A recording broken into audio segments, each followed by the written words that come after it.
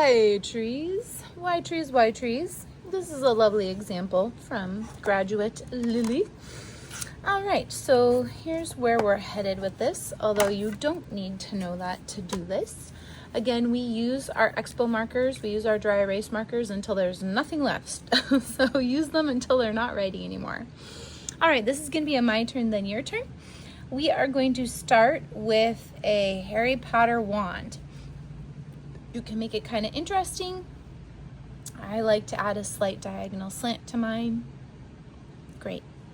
And then you're gonna start at the top and work your way back. This is called a deconverging parallel line.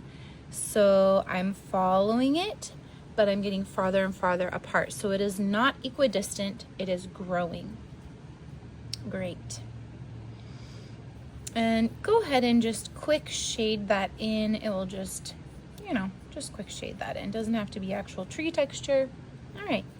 For branches, we always start in the line of the trunk and pull out a branch. And it's the same rule. We make a Harry Potter wand and we work our way back. We backtrack a deconverging, parallel line. But the rule for branches is this distance, and I'm just gonna zoom in a bit. This distance right here should never be wider than where it comes out of the tree. So that's gonna make it look more realistic. So if you need to make it even skinnier, so you don't want it to be wider at any point. So again, thin to thick. When we're talking about thick and thin for lines, we're talking about weight. So we have a lightweight line here and a heavier line here. All right, would you please start in the trunk and pull out another branch, double back, deconverge, but we're gonna make it skinny, skinny, skinny, skinny, skinny, skinny, skinny, getting wider so that it's never wider than the trunk of the tree. And I just made the trunk of the tree wider right there. So this is called a Y tree. I want you to think about nature. There are branches going all over the place. It just feels to me like I need another one here. So same thing.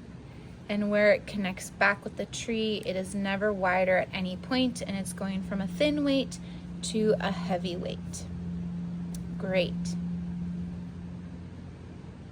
Would you please add, a good 6 more branches? Just trust your gut. And we're just practicing the weights. Then from each branch that you've added off of the tree, you should have 3 main big branches now. I have a couple more than that. 3 main branches. From those main branches, do the same thing. And again, be really careful that when they join back, they are skinnier than the trunk or the branch from where they came. So when we get to the outer edges, and go ahead and fill up that negative space, really branch out. See what I did there? Okay.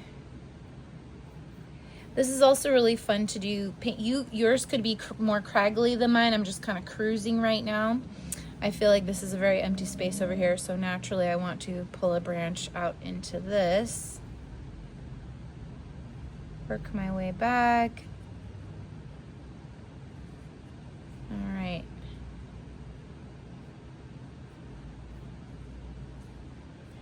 All right, once you have kind of an interesting natural looking tree, and remember, trees like to reach up. So if your tree is kind of looking like this, a pretty basic situation like this, and it's all the same, and there is absolutely nothing wrong with this, you can take it to the next level by adding a variety.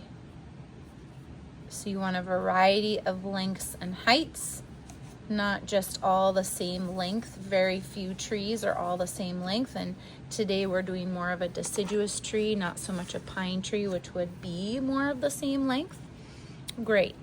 So there are a couple of things you can do now when on these outer edges. I'm going to just use light pressure, and I'm going to start adding a bunch of Ys that are not doubled back. It's just the lightest I can get my pen. And I'm even gonna take this, the ends of the branches, use that as the center. And maybe add a couple more along the way. So I'm using this as the center. It's getting even skinnier. And I've got a couple more wying out from here.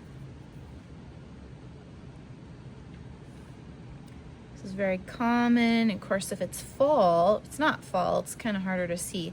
But if it's fall and the leaves have already lost their trees, it's going to be really easy to see this. So I'm starting, again, see like, oops, I'm off the paper. Like starting right here, I would have one going up from there and coming out. And again, a variety. Going back in the distance. The center one is usually the tallest one. Kind of like a pine, a sprig of pine. Okay, so you can kind of do that on any of your branches. You could add a couple more little starts and do that to add interest. Your trees are going to turn out probably even cooler than mine.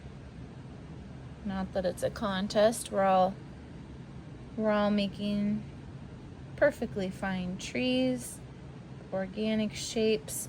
What element of art are we using right now, by the way? Yep, we've got line. We've got a lot of contrast. We're using our space. We have a little bit of texture, shapes, forms. Well, not so much forms today, but yeah, shapes. And we can't really do value with light and dark, but you kind of get the idea. Okay, so this is a Y tree. So if this was your challenge, you can accept a second challenge of creating an entire forest. So now, not only are the branches varied, and I think I already erased that one, sorry folks, my example. Not only are the branches varied, but you're gonna have different, so if this is my main tree, maybe some are slanty, maybe some are tall, maybe there's one crossing. Okay, so we got tall, small, all right, and then from there you pull out the branches. Remember, same thing, pull out the branches. Anyways, same process, but make a forest. And how about uneven numbers? Why do we do uneven numbers? So if you're going to do a forest, have 3, 5, 7. Why do we do that? That's right. When there are just 2, your eye wants to pair them up. Your eye just wants to pair 2 up. But when you have an odd number, it keeps the eye moving through the pieces. Alrighty, can't wait to see your trees.